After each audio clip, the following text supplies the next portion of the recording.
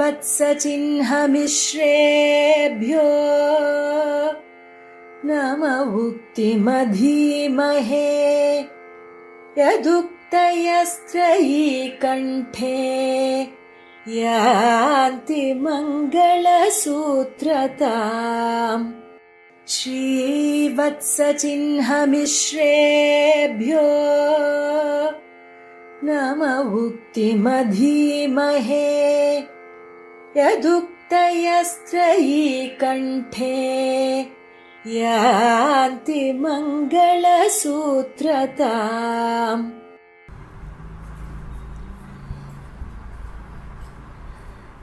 श्रीवत्सचिह्नमिश्रेभ्यः नम उक्तिमधीमहे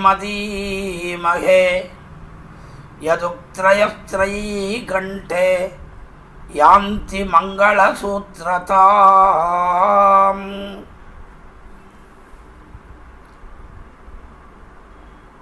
अर्वाञ्चो यत्पदसरसिदद्वन्द्वम् आश्रित्य पूर्वे मूर्ध्ना यस्यान्वयमुपगतान् देशिका मुक्तिमापुः सोऽयं रामानुजमुनिरपि स्वीयमुक्तिं करस्तां यत्सम्बन्धात् अमनुतकथं वर्ण्यते கூரநாதः.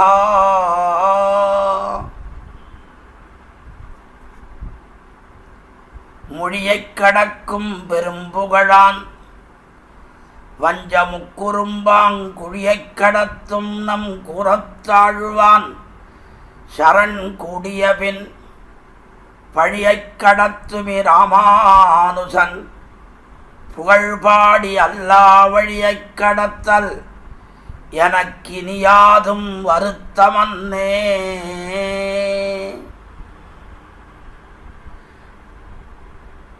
சுயப்பதியான சர்வேஸ்வரனாலே மயர்வர மதிநலம் அருளப்பெற்ற ஆழ்வார்களாலே அருளை செய்யப்பட்ட 4000 திவ்ய பிரபந்த பாசுரங்கள். அந்த பாசுரங்களுக்கு அருமருந்தான உரையை எழுதியவர்கள் ஆச்சாரியர்கள். ஆச்சாரியர்களுள்ளே நடுநாயகமாக திகழ்பவர் சுவாமி எம்பெருமானார். அந்த எம்பெருமானாருக்கு 700 சந்நியாசிகளும் 12,000 ஸ்ரீவைஷ்ணவர்களும் இன்னும் சாத்தாத முதலிகளுமாக பல சிஷ்யகணங்கள் இருப்பதாக நமக்கு வடுக நம்பியனுடைய யதிராஜ வைபவம் முதலான திவ்ய கிரந்தங்களில் காண கிடைக்கிறது. அப்படிப்பட்ட எம்பெருமானார் சிஷ்யர்களுக்குள்ளே அக்ரகண்யராக திகழ்பவர்தான் கூறத்தாழ்வான். அந்த கூறத்தாழ்வானுக்குண்டான தனிச்சிறப்பு என்னவென்றால், தனக்காக என்று எதையும் எண்ணாமல் எல்லாவற்றையும் ஆச்சாரியனுக்காகவே என்று எண்ணின ஒரு மாகாத்மியத்தை உடையவர்தான் கூறத்தாழ்வான். சோழராஜ சபைக்கு எம்பெருமானார் எழுந்தருளினால் அவருக்கு என்ன ஆபத்து ஏற்படுமோ என்று பயப்பட்டு அவருடைய திரிதண்ட காஷாதியாதிகளை தரித்து எம்பெருமானாராகவே எழுந்தருளி அங்கு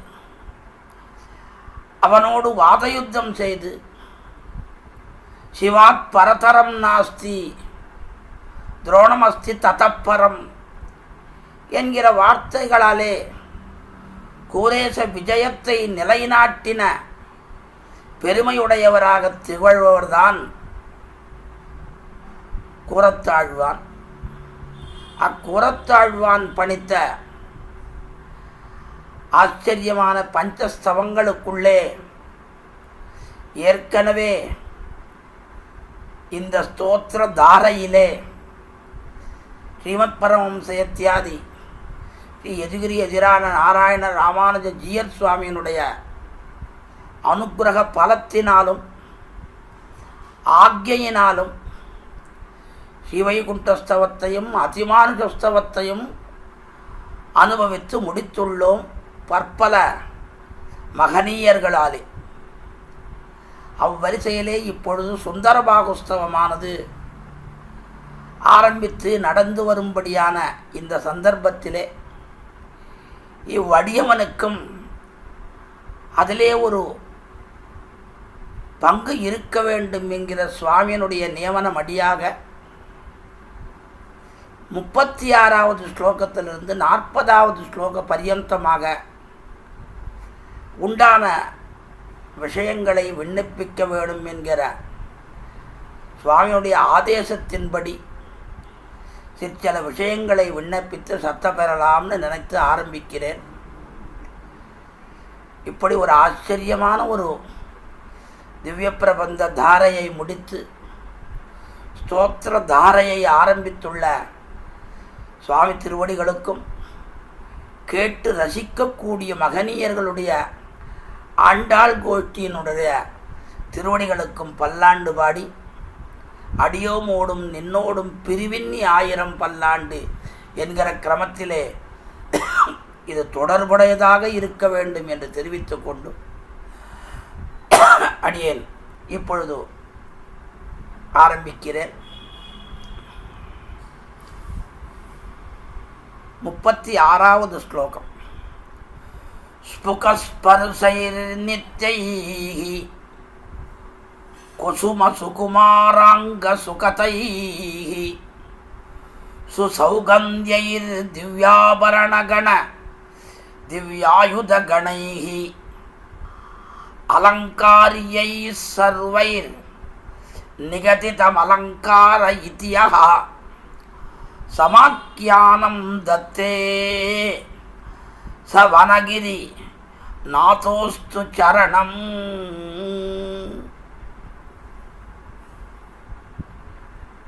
கீழ்ஸ்லோகத்திலே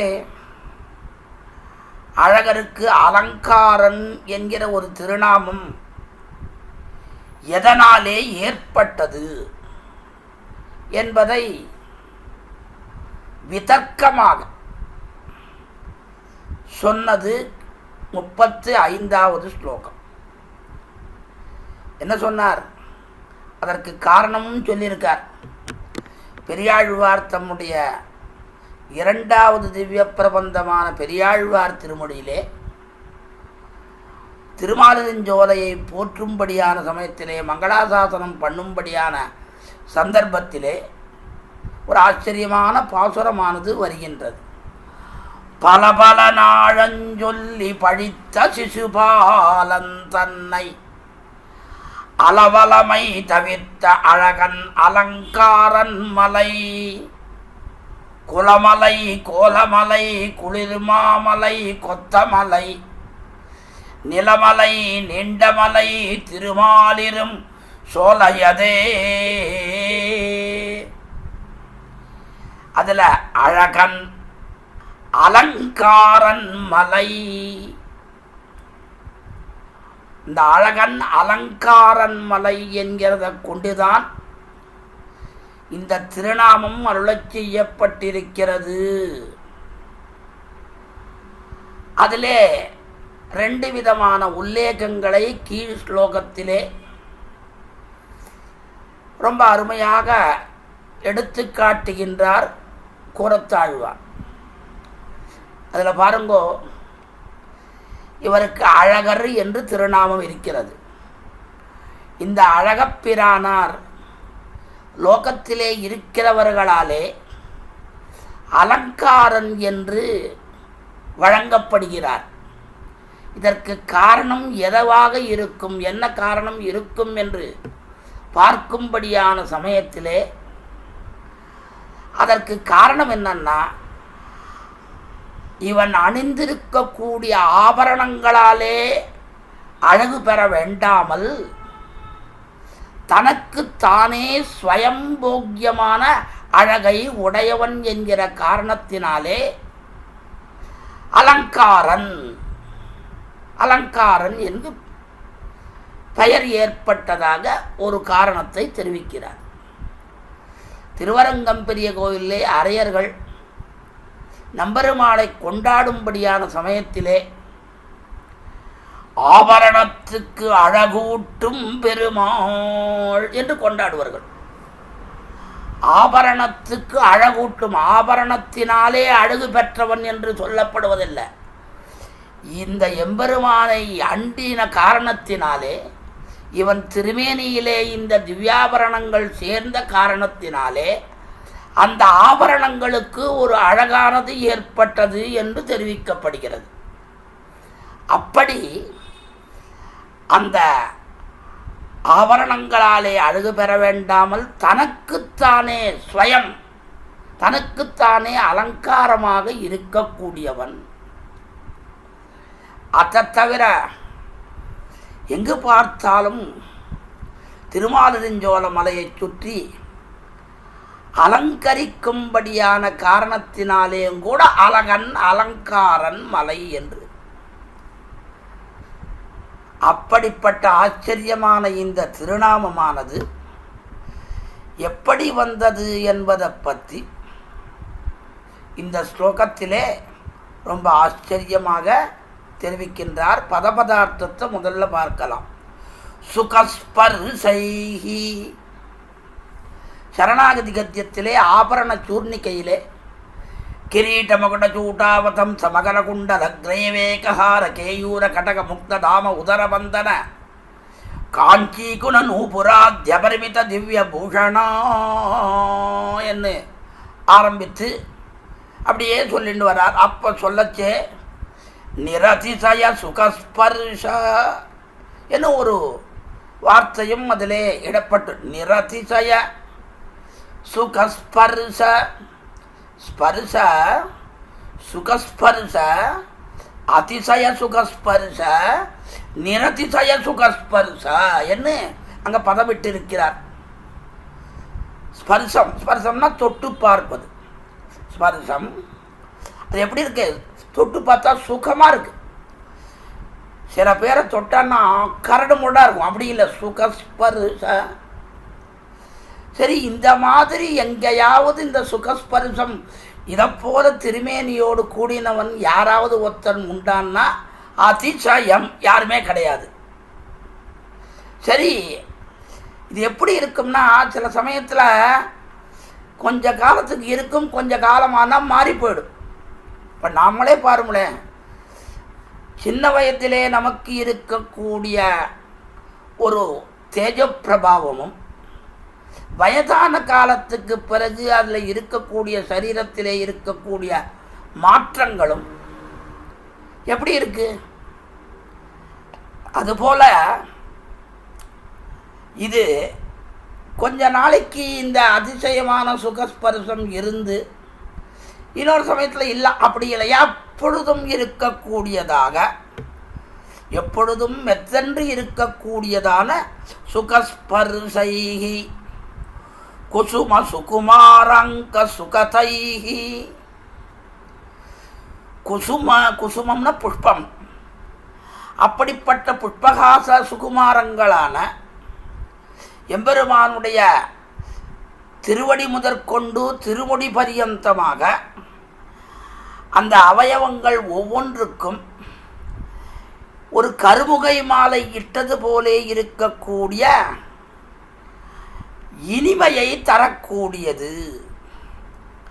இந்த கருமுகை மாலையை பார்த்தவுடனே எவ்வளவு சந்தோஷம் ஏற்படுமோ அப்படி எம்பெருமானுடைய திருவடி பதல் முதல் கொண்டு திருமுடி பரியந்தமாக அவர் சொன்னார் இல்லையோ பெரியாழ்வார், செங்கமலக்கடலில் சிற்றிதழ் போல் விரலில் சேர்திகள் ஆழிகளும் கிங்கிணியும் மறையில் தங்கிய பொன்வடமும் தாளனன் மாதுளையின் பூவொடு பொன்மணியும் மோதிரமும் கிரியும் மங்கள வைம்படையும் தோல் வளையும் குழையும் மகரமும் வாவிகளும் சுட்டியும் ஒத்திலகயங்கள் குடிக்கு அரசே என்று சொன்னாரோ இல்லையோ. ஆகையினாலே அப்படிப்பட்ட ஆச்சரியமான திருவடியிலிருந்து திருமுடி பரியந்தமாக திருவாபரணங்களை சாற்றி கொண்டுள்ளன. அடுத்த ஸ்லோகத்திலே இதற்குண்டான வைபவமும் நமக்கு காண கிடைக்கிறது. அப்படி அந்த அவயவங்களுக்கு ஒரு மாலையாலே சமர்ப்பித்தால் கருமுகை மாலை போலே பார்த்த உடனே இனிமை, சந்தோஷம், மனத்துக்கு ஆக்லாத கராடாடா, என்ன புஷ்பத்துங்களை சாத்திண்டு எம்பெருமான் என்ன அழகா இருக்கான், என்ன அழகா இருக்கான் என்று கொண்டாடும்படியான சமயத்திலே இருக்குது. அது மட்டுமா, சுசௌகந்தியைஹி, நல்ல ஆச்சரியமான திவ்ய பரிமளத்தோடு கூடியிருக்கும்படியானவையாக திகழ்கின்றது. அலங்காரியைஹி, எல்லாம் அந்த அலங்காரம் திருமேனிக்கு சோபையை உண்டாக்கும்படியாக இருக்கக்கூடிய ஒரு ஆச்சரியமான வைபவங்களோடு கூடினது. இப்படிப்பட்ட சர்வைஹி திவ்யாபரணகண திவ்ய ஆயுதகணைஹி, சகல திவ்யாபரணங்களாலும் சகல விதமான ஆயுதங்களாலும் திவ்யமான ஆயுதங்களாலும் எம்பெருமான் எப்பொழுதும் அவன் பஞ்சாயுதத்தோடு கூடினவன்னு நமக்கு காண கிடைக்கிறது பெரியோர்களாலே. பட்டராச்சரியமாக திருவரங்கநாதனுக்கு ஸ்லோகத்தை விண்ணப்பிக்கும் போது பாது பிரணதரக்ஷாயாம் விளம்பமசகன்னிவ சதா பஞ்சாயுதிம் பிப்ரத் சனஸ்ரீரங்க நாயகா என்று தெரிவித்தார். ஆகையினாலே அந்த திவ்ய ஆபரணங்களாலும் திவ்ய ஆயுதகணங்களாலும் சகல திவ்ய ஆயுதங்கணங்களாலும் நிகதிதம் அலங்கார இதி சமாக்கியானம், இப்படி கீழே தெரிவிக்கப்பட்டதான அலங்காரர் என்னும் திருநாமத்தை யஹா வனகிரி நாதகா தத்தே, எந்த திருமாலிருஞ்சோலை அழகர் தமக்கு எடுத்துக்காட்டக்கூடிய திருநாமமாக கொண்டிருக்கின்றாரோ அப்படிப்பட்ட அந்த அழகருடைய சகாச்சரணமஸ்து, அவர் நமக்கு தஞ்சமாக கடவர், தஞ்சமாக கடவர். ஆக பாருங்கோ, இந்த ஸ்லோகத்தினாலே கீழ்கோகத்திலே தெரிவித்த அலங்காரன் என்கிற விதத்தை இதை இந்த இடத்திலே ரொம்ப ஆச்சரியமாக நிஷ்கர்ஷமாக சொல்லுகிறது. இதனால் தான் ஏற்பட்டது. எதனால் ஏதுன்னா, கிரீட்டம் மகுட்டம் சூட்டாவதம் சாது திவ்யாபரணங்களாலும் சுதர்சனம் பாஞ்சஜன்யம் கட்கம் சார்ங்கம் முதலான திவ்ய ஆயுதங்களாலும் எம்பெருமான் அலங்காரம் செய்ய பெற்றிருப்பதனாலே இவன் அலங்காரன் என்று பெயரோடு கூடினவனாக திகழ்கின்றான். அவனே நமக்கு தஞ்சம்.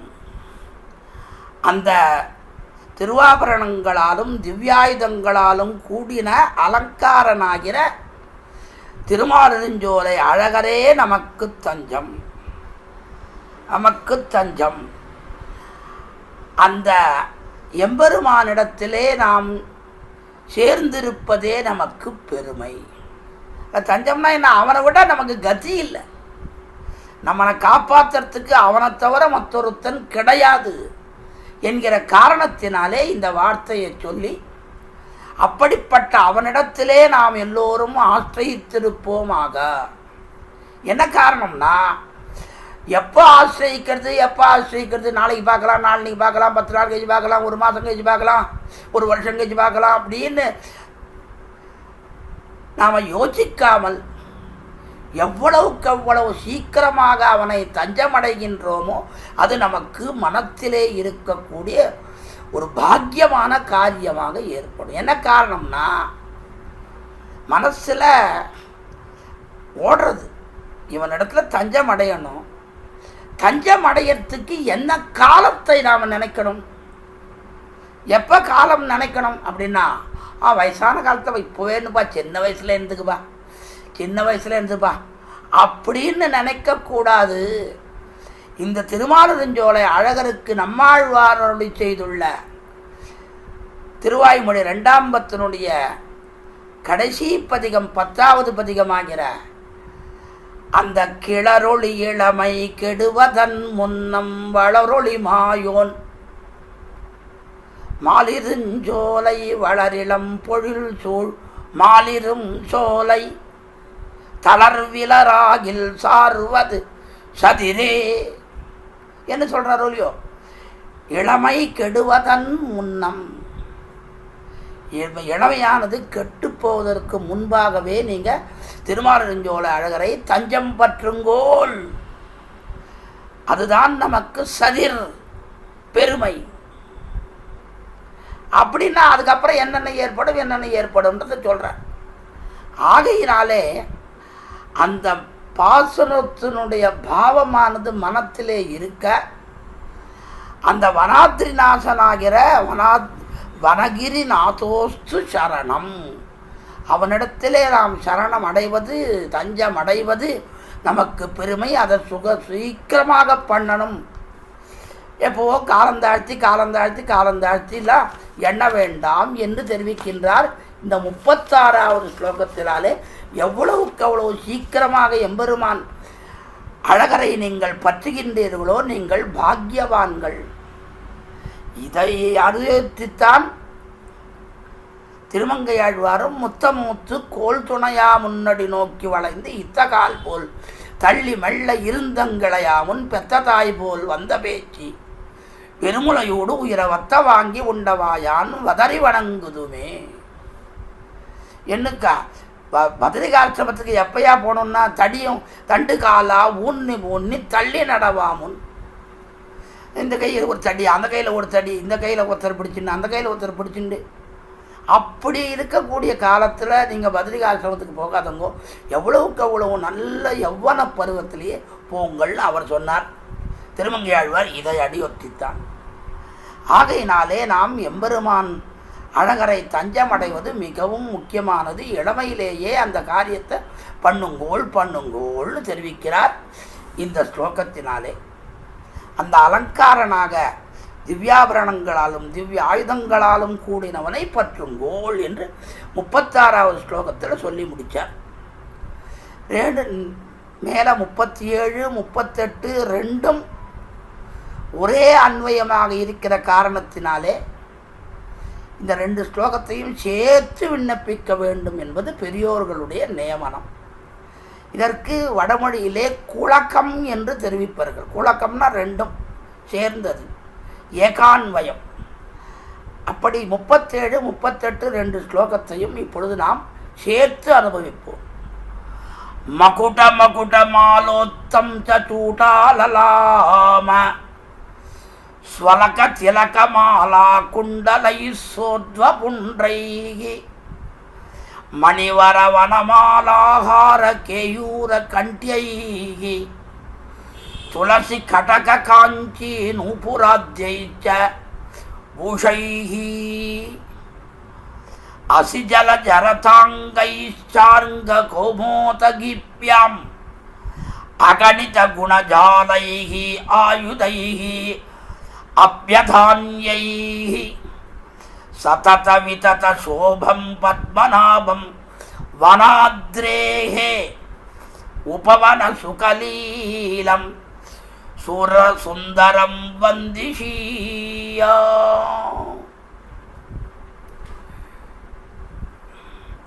கீழ்ஸ்லோகத்திலே திவ்யாபரண திவ்ய ஆயுதகணைகி, திவ்ய ஆபரணம்னு ஒன்று, திவ்ய ஆயுதகணம்னு 2 பிரிவாக தெரிவித்தார்.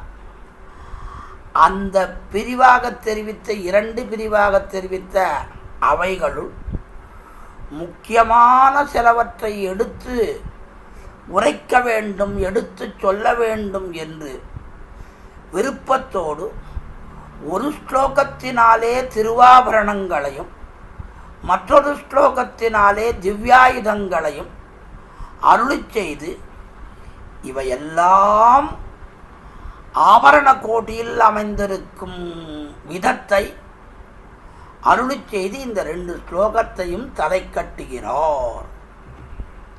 பாருங்க, மகுட்டம்னா திருவபிஷேகம். என்ன திருவபிஷேகம்னா என்னன்னா, அவன்தான் ராஜா, மேலே வரதாஜ சொல்லச்சே ஆதிராஜ்யமதிகம் புவனானாம் ஈசதே பிசுனயன் கில மௌலிகி என்று சொல்ல போறார். ஆகையினாலே அப்படிப்பட்ட ஆதிராஜ்ய சூச்சகமான திருவபிஷேகம், அது எப்படிப்பட்ட அப்படி ஒரு திருவபிஷேகம் என்ன? மகுட மாலா, அந்த திருவபிஷேகத்தை சுற்றி அலங்காரமாக சாற்றிருக்கும்படியான மாலை, அப்படி ஆச்சரியமாக மேலே புஷ்பத்தை சுற்றிருக்கா. அந்த மாலை என்ன?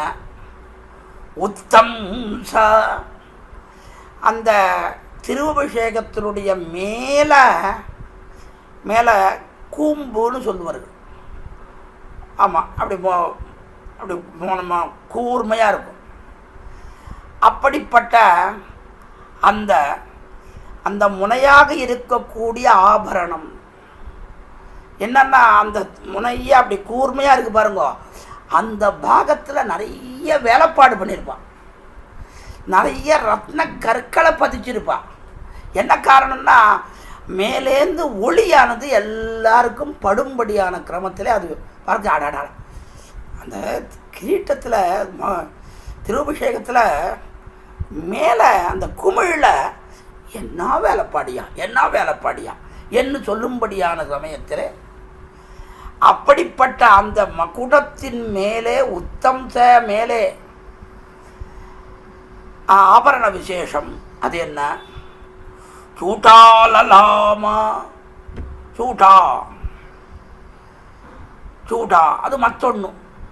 அது இப்போ திருவபிஷேகம்னு சொன்னேன். இன்னொன்று கொண்டைன்றா. இப்போ பாருங்க, ஒன்றுத்துக்கு திருவபிஷேகம்ன்றா, இன்னொன்றுத்துக்கு கொண்டைன்றா, இன்னொன்றுத்துக்கு கிரீட்டம்ன்றா, என்னென்னவோ. அதனால தான் எம்பெருமானார் கிரீட்ட மகுட்ட சூட்டாவத்தம்சன்னு 3 போட்டார். ஆபரண சூர்ணகை ஆரம்பிக்கச்சேவே எதற்காக போட்டார்னா வேற காரணம் இல்லை.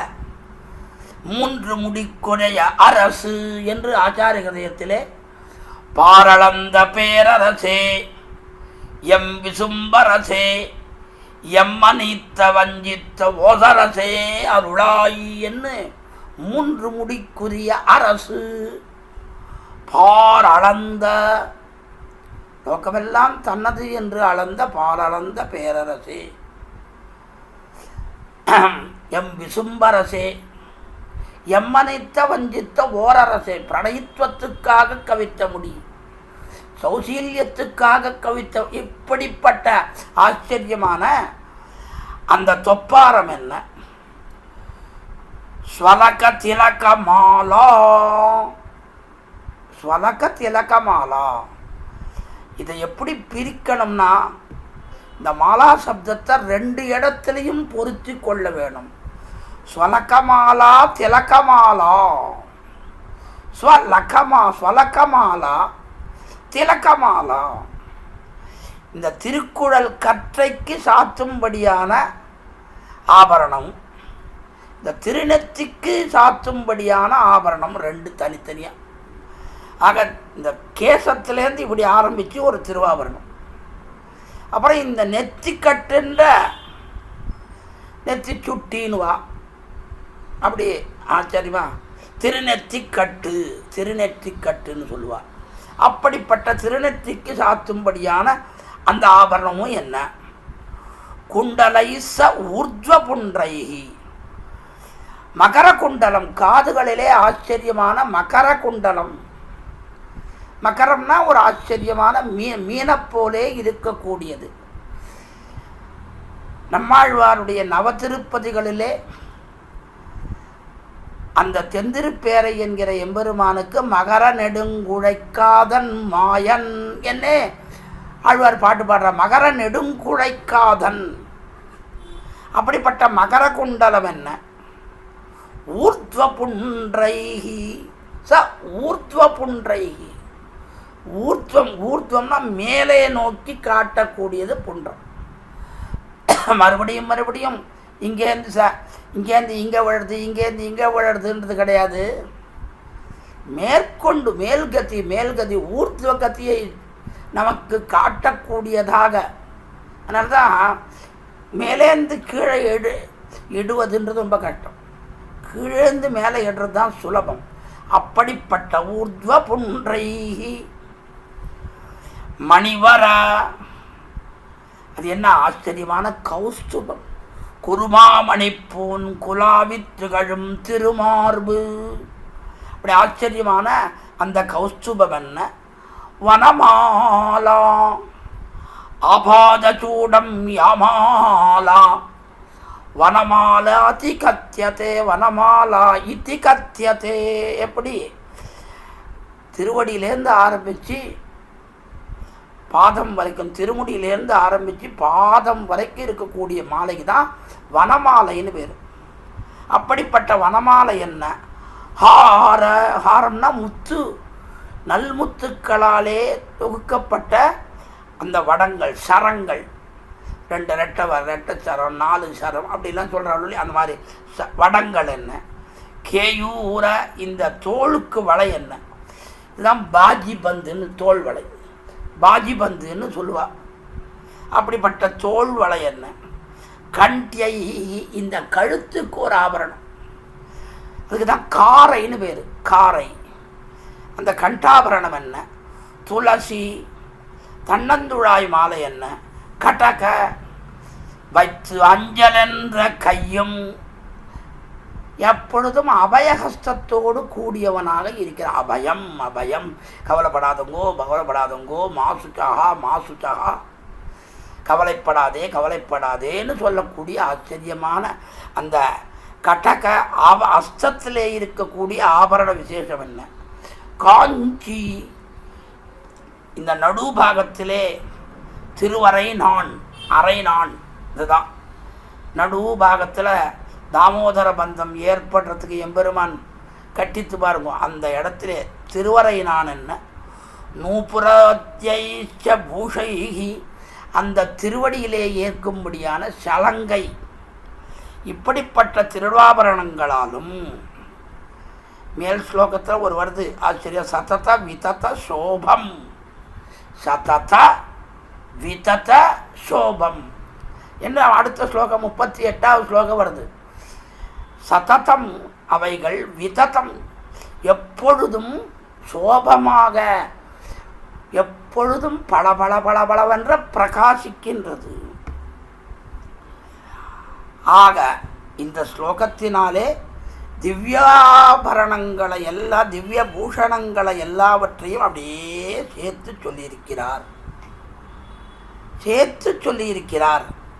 அப்படி இருக்கக்கூடிய இந்த இது நூபுராத்யைஷ பூஷைகின்னு இந்த ஸ்லோகத்தை முடிச்சுட்டு அடுத்தது பாருங்க. அடுத்த ஸ்லோகத்தில் ஆச்சரியமா அசி ஜலஜரதாங்கைஹி, அசி நந்தகம், ரத ஜலஜரதாங்கைஹி பாஞ்சஜன்யம் சுதர்சனம், இப்படி பெயர் பெற்ற வாள், சங்கு, சக்கரங்கள் இவைகளாலும் சார்ங்கம் கௌமோதிகிபியாம், சார்ங்கம் கௌமோதகி, கௌமோதகி என்றும் கொண்டாடும்படியான பெயர் பெற்ற ஆச்சரியமான வில் தண்டுகளாலும் அத அகணித குணஜாலைகி அந்நைரபி ஆயுதைகி, எண்ணி தலைக்கட்ட ஒண்ணாத குணகலங்களை உடைய இன்னும் பல ஆயுதங்களாலும் சதத விதத சோபாம், நிரந்தரமாக பரம்பின சௌந்தரியத்தை உடையவரான இந்த அழகரை நான் வணங்கக் கடவேன், நான் வணங்குகின்றேன். என்னையா, எதுக்குயா வணங்குறாய்? என்னையாண்ணா, அந்த திருவாபரணங்களோடு அவன் கூடியிருக்கும்படியான அழகை பார்த்தவொடனே அவனை கை கூப்பாமல் என்னால் இருக்க முடியல.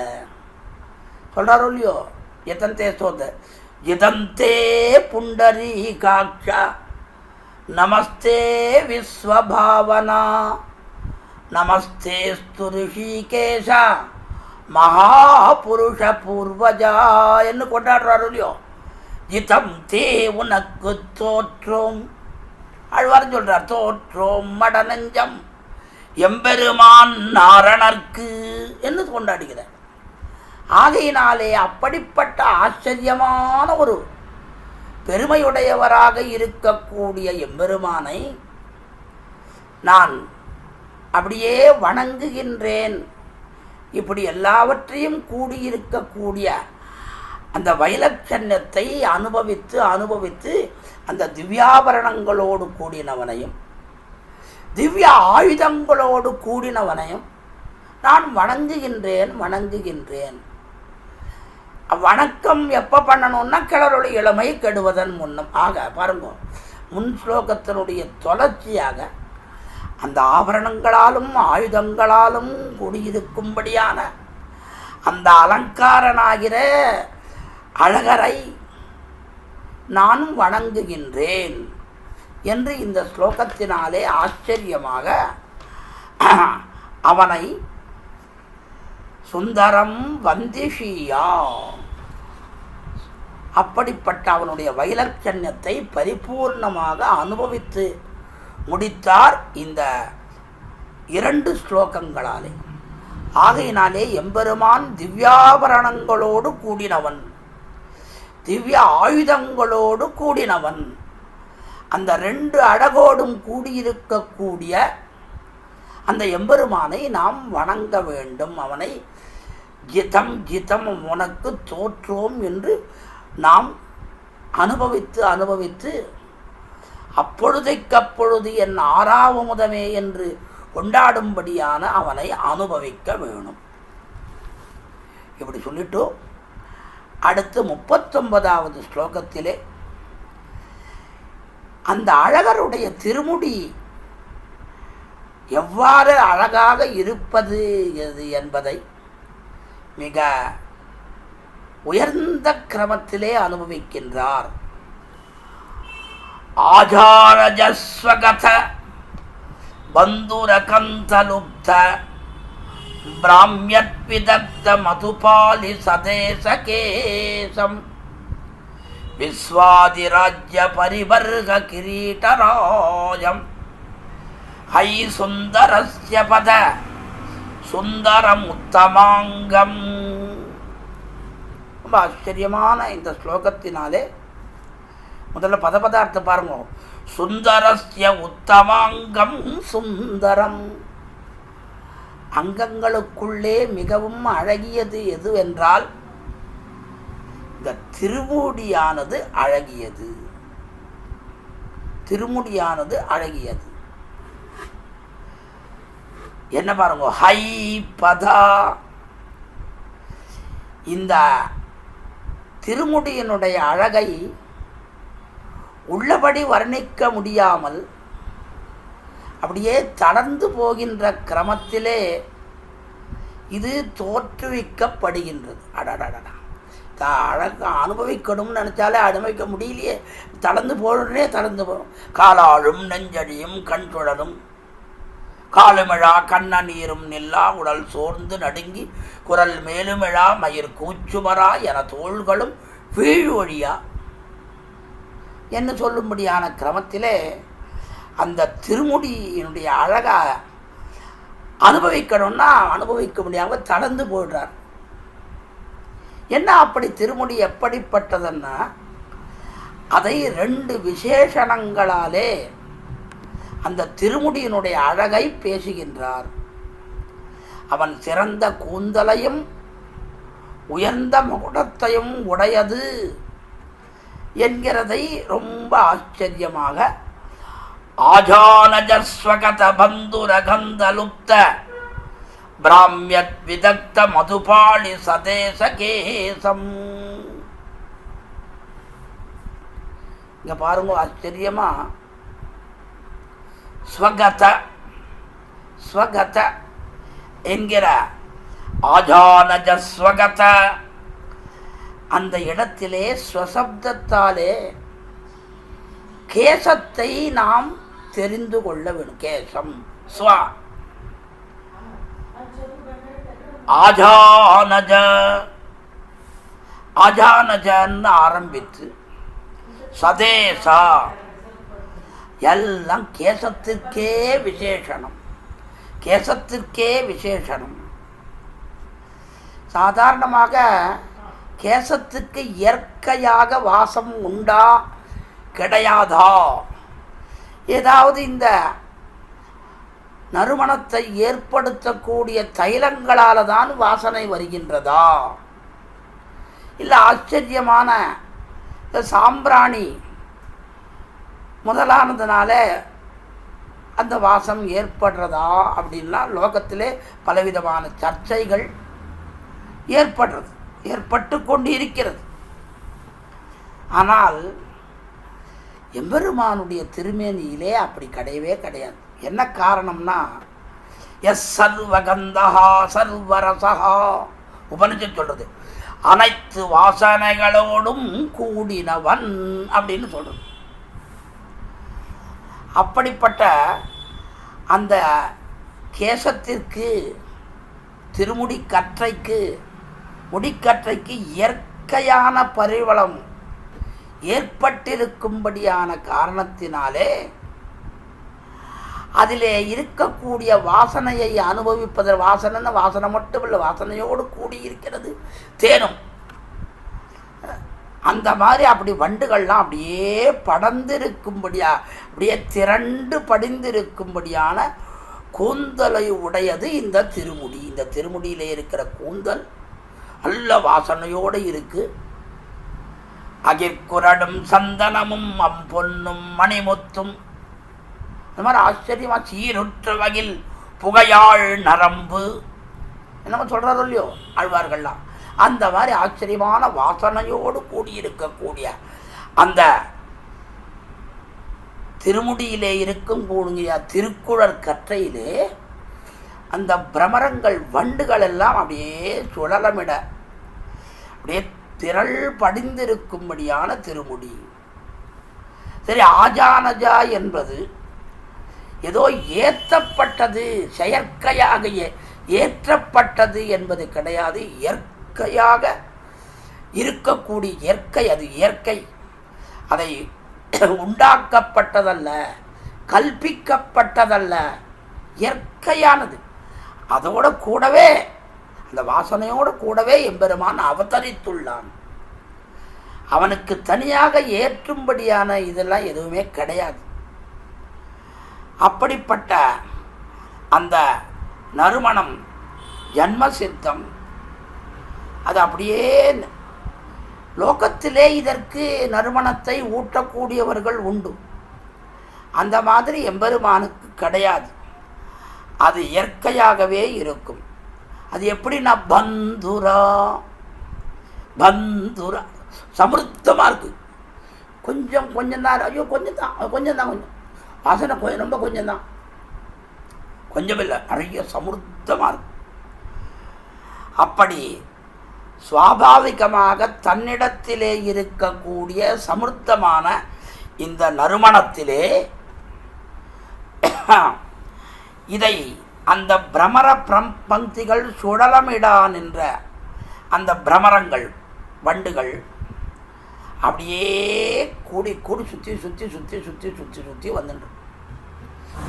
வந்துட்டு ஒரு தமிழ் கவி சொன்னான், இந்த வண்டுகள் எல்லாம் ஏன் இப்படி சுற்றி வருது, இந்த தலையே சுற்றி வந்துட்டுருக்கே, இந்த திருக்குறள் கற்றையே சுற்றி வந்துட்டுருக்கே, என்னன்னா அதுகள் பண்ணும்படியான பிரதட்சணம் அதுதான்.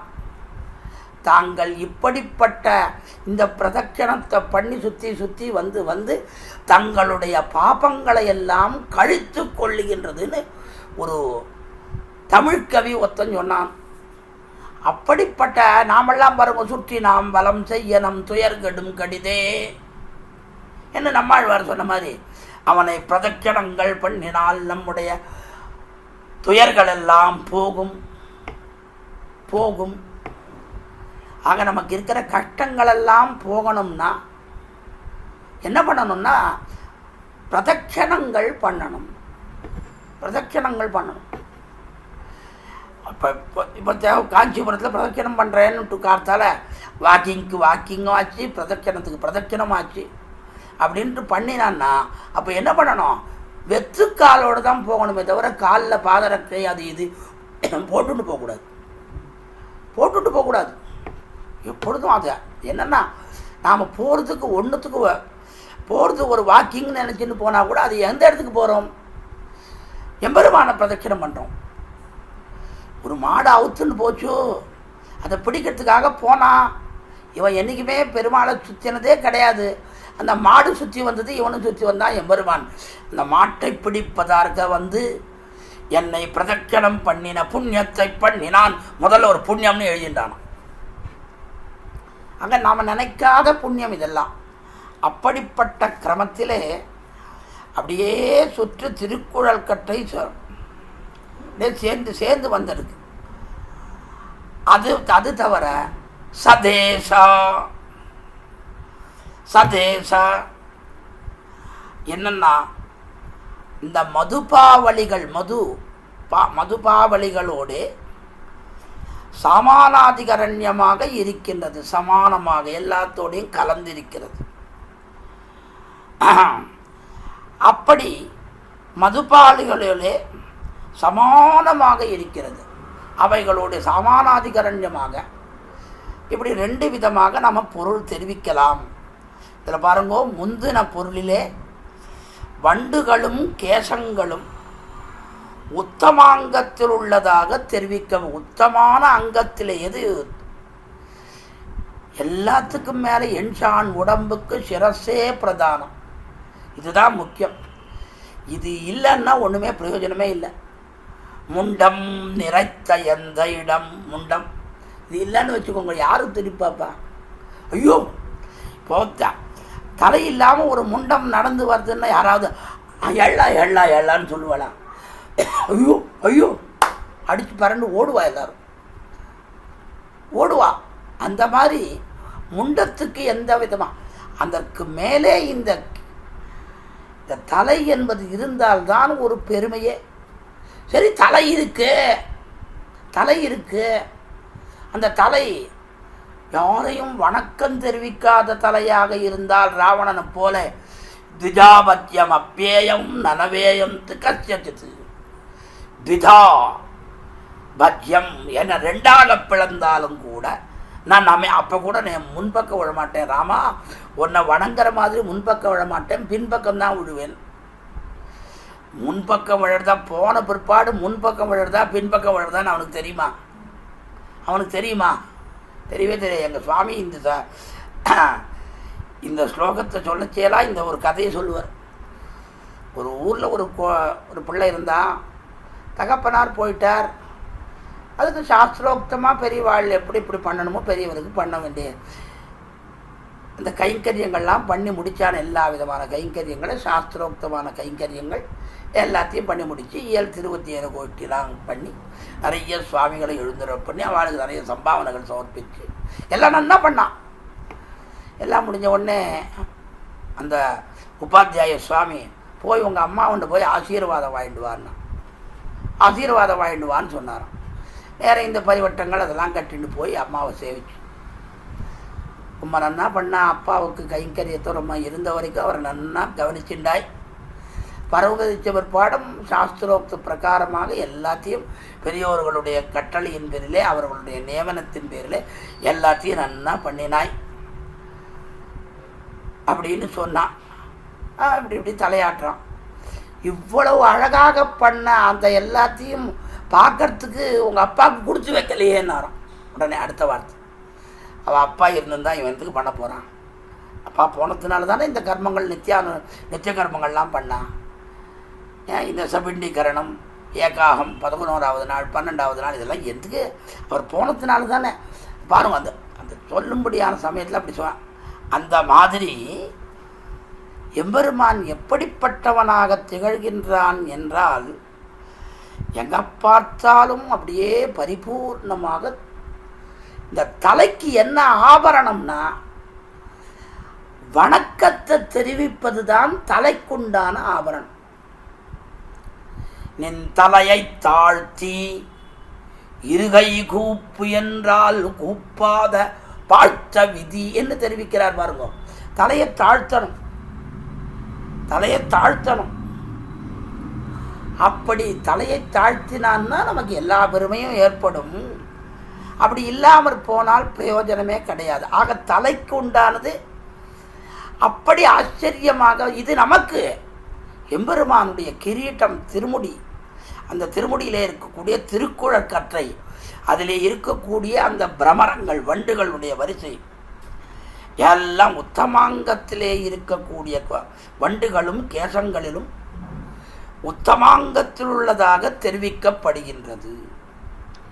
ரெண்டாவது அர்த்தத்தில் பாருங்க, இது முதல்ல பிந்தின பொருளை ரெண்டாவது அர்த்தத்தில் களிவண்டெங்கும் கமழ்ந்தாற்போல் கமழ் பூங்குழல்கள் தடந்தோள் மேல் மிளிர நின்று விளையாட விருந்தாவனத்தே கண்டோமேன்னு ஆண்டாள் நாச்சியார் திருவிழே 14வது தசகத்திலே களி வண்டு எங்கும் கலந்தாற்போல், எங்கும் ஒரு இடத்துல இருக்கு ஒரு இடத்துல இல்லைன்னு, எங்கும் எங்கே பார்த்தாலும் ஒரே வண்டு மயமாக இருக்கும்.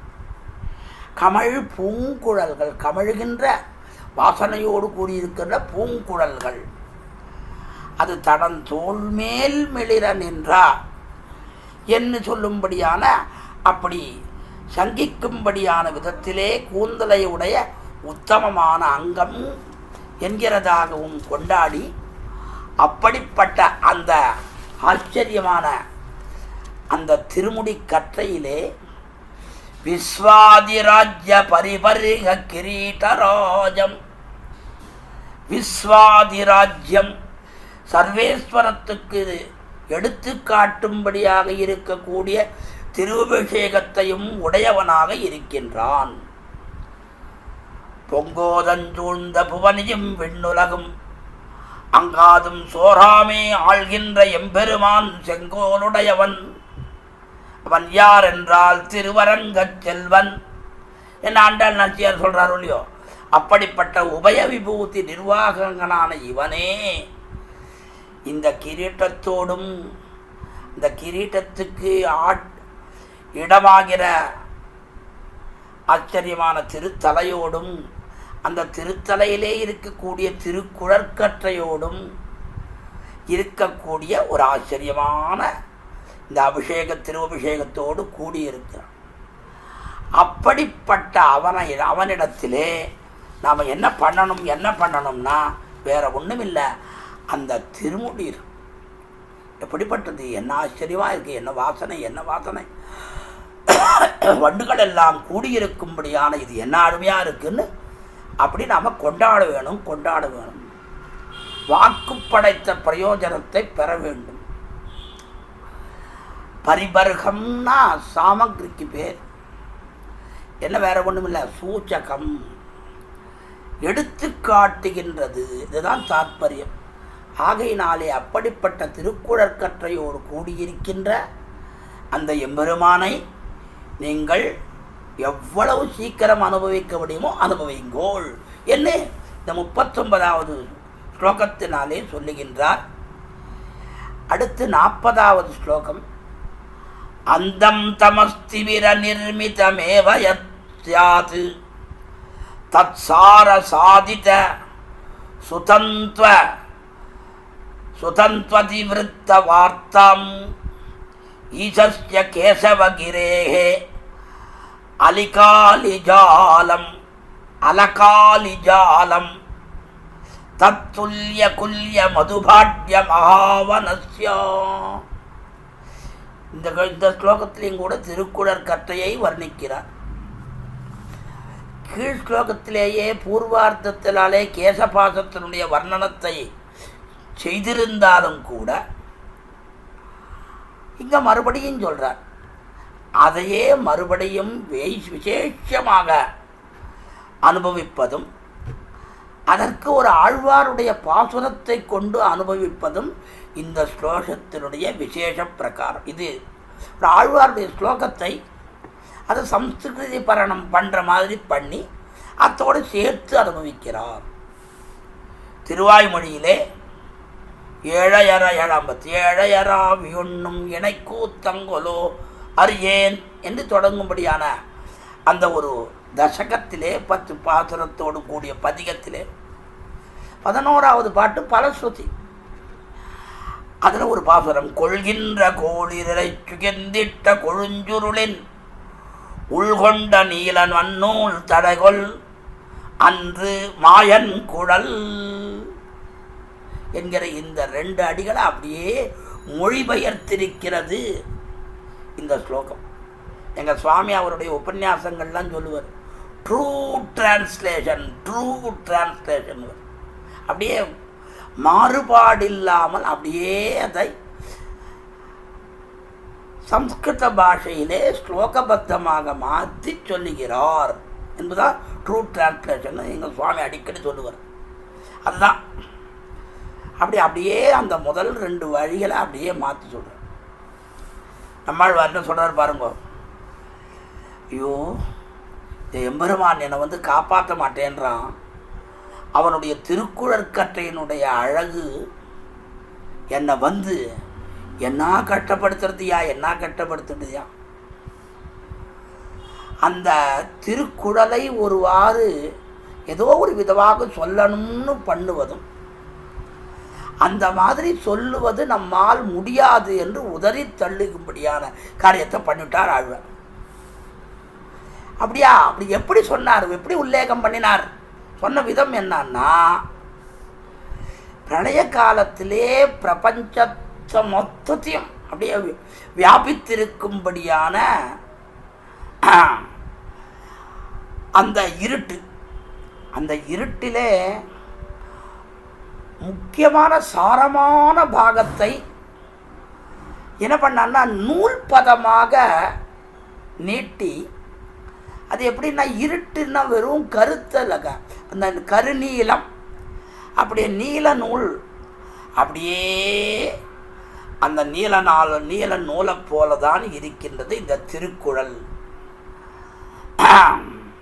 இந்த கூந்தல் என்று சொல்லலாம்னு ஆசைப்பட்டார் ஆழ்வார். பார்த்தார் இது என்ன அபூதோபமை, பூதம் அபூதம், இந்த மாதிரி எங்கேயாவது பார்த்துருக்குமா? இந்த மாதிரி ஒரு எடுத்துக்காட்டு சொல்கிறதுக்கு இது இந்த இடத்துல இருக்குது, இது அந்த இடத்துல இருந்தது. இப்போ ஒருத்தர் திடீர்னு என்ன பண்ணார், பா விளக்காக பார்த்தியா, விளக்காக பார்த்தியா, எங்காத்துல முயலுக்கு கொம்பு முளைச்சிருக்குப்பா, மொத்தம் சொல்கிறேன். முயல் கொம்பு இருக்கா, வெள்ளக்காக்கா உண்டா? அந்த மாதிரி இது அபூதம் எங்கேயுமே இல்லை. இப்படிப்பட்ட அபூதோபமையாக சொல்லும்படியான கிரமத்திலே ஐயோ இப்படிப்பட்ட அது அந்த அபூதோபமையாக உதறி எப்படின்னா அப்படியே அதில் எல்லாத்தையும் மொத்தத்தையும் பார்த்து அபூதோபமையாக இருக்கும்படியானதே இருக்குது. உடனே என்ன பண்ணார், கொள்கின்ற கோளிருளை சுகிந்திட்ட கொழுஞ்சுருளின் உள்கொண்ட நீல நன்னூல் தடைகொள் அன்று இல்லை. உடனே அவரே சொல்லிட்டார், ஐயோ அதுக்கு எதிர்த்துக்காட்டாக இன்னொன்று சொல்ல முடியாது, அந்த இருட்டினுடைய அதனுடைய இது ஒரு காலம் சொல்ல முடியாது. என்ன சொல்லலாம், மாயன் குழல், அந்த உபமேயத்தையே உபமானமாக அதே அந்த கிரமத்தில் தான் அமைந்திருக்கிறது இந்த ஸ்லோகமும் கூட.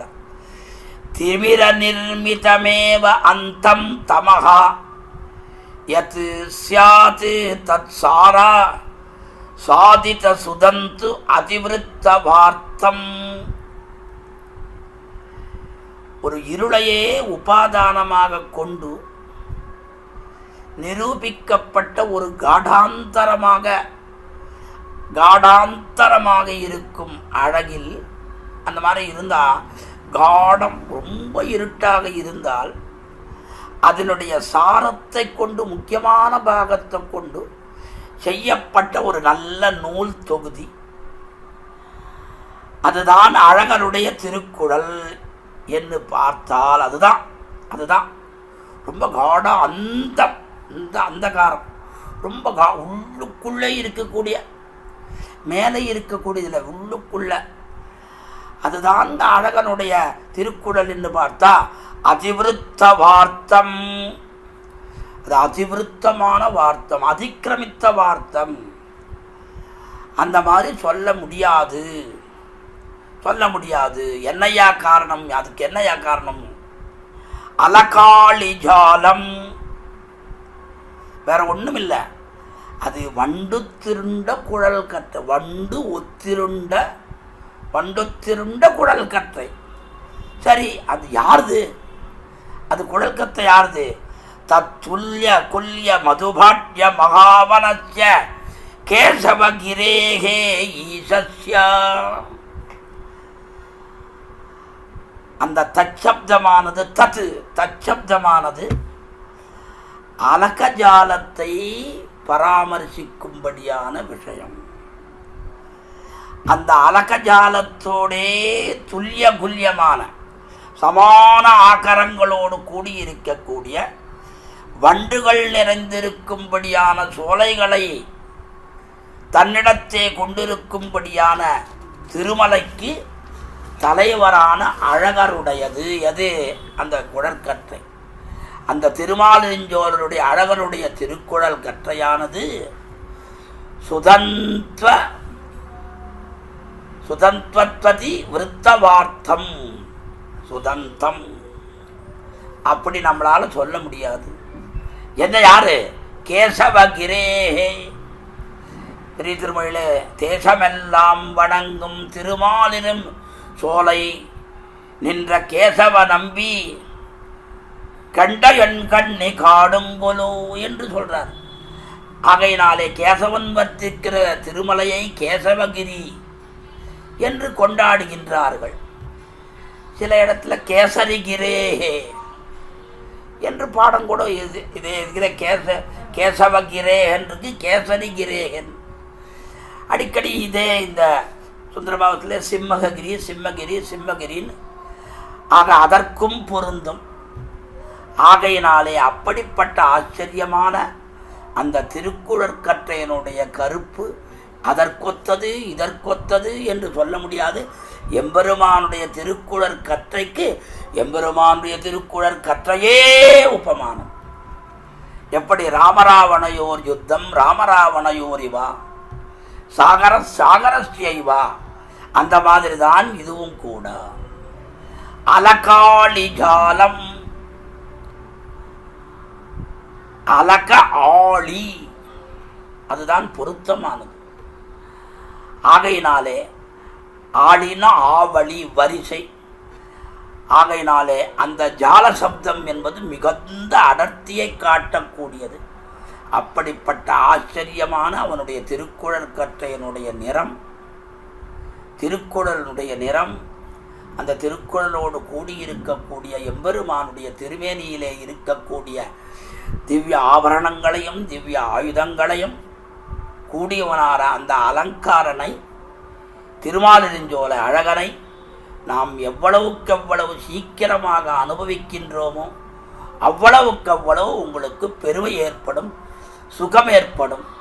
ஆகையினாலே எல்லோரும் சீக்கிரமாக அழகனை அனுபவித்து சத்தை பெருங்கோள் என்கின்றார் இந்த 5 ஸ்லோகத்தினாலே.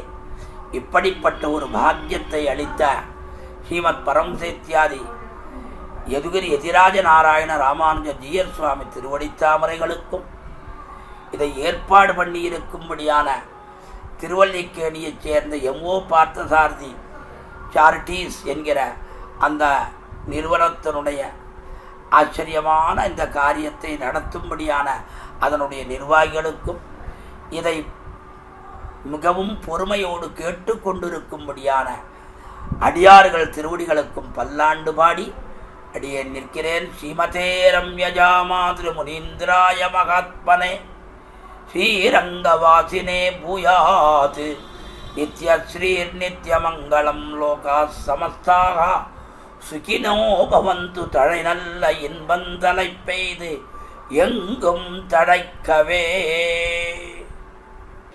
பற்பமெனத்திகள் பைங்கழலும் தன் பல்லவமே விரலும் பற்பமென திகழ் பைங்கழலும் தன் பல்லவமே விரலும் பாவனமாகிய பைந்துவராடை பதிந்த மருங்கழகும் பாவனமாகிய பைந்துவராடை பதிந்த மருங்கழகும் முப்புரி நூலோடு முன்கையில் ஏந்திய முக்கோல் தன்னழகும் எப்பொழுதும் யதிராசன் வடிவழகு என் இதயத்துள்ளதால் இல்லை எனக்கெதிர் இல்லை எனக்கெதிர் இல்லை எனக்கெதிரே இல்லை எனக்கெதிர் இல்லை எனக்கெதிர் இல்லை எனக்கெதிரே